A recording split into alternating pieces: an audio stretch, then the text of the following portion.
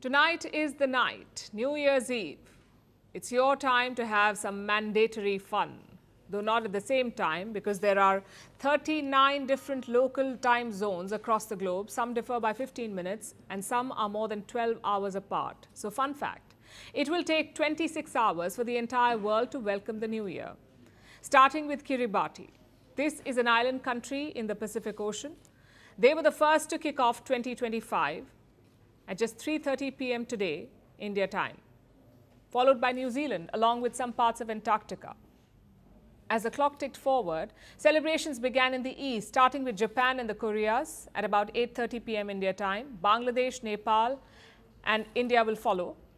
Finally, the New Year will make its last stop in Hawaii and other remote islands in the US. They will be among the last places to welcome 2025. They will have to wait until tomorrow afternoon to pop the champagne. But no matter where you are, here is your survival guide for the New Year's Eve.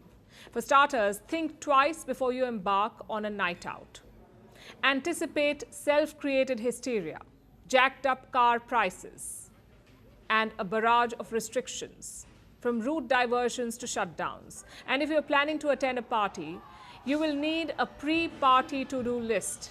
According to experts, first, find your signature offering, like food or a bottle of alcohol. Second, go in with a plan. Greet the host, know your limits and watch the clock. Third, always have an exit strategy. Know when you're leaving and where you're going afterwards, though not at the same time.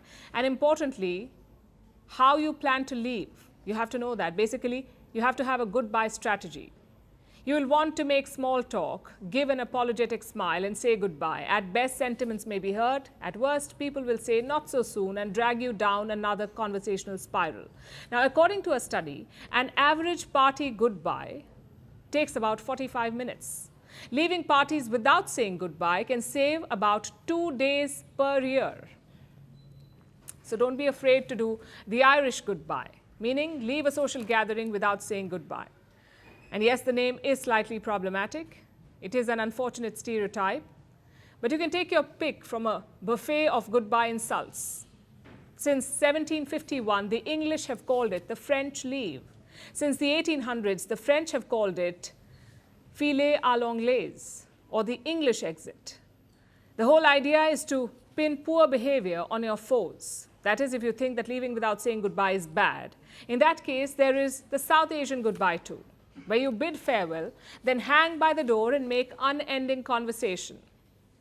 You can level up as well with a Jewish goodbye. The last Jewish exodus was thousands of years ago when Moses apparently parted the Red Sea. Since then, the Jews have been in no rush to leave. That is the stereotype, that the Jews say goodbye and don't leave. So that's your final option, though it doesn't come highly recommended. But antisocial behavior does not have to be limited to leaving parties. If you don't want to go out, here is a completely made-up guide to excuses. If you're in India, use the Delhi cop-out. Arrive 5 minutes before the countdown begins and blame the traffic. If you're in Japan, deploy the Etorofu excuse, inspired by Japan's hard-to-reach northernmost point. Say that you're simply too far away and then don't show up.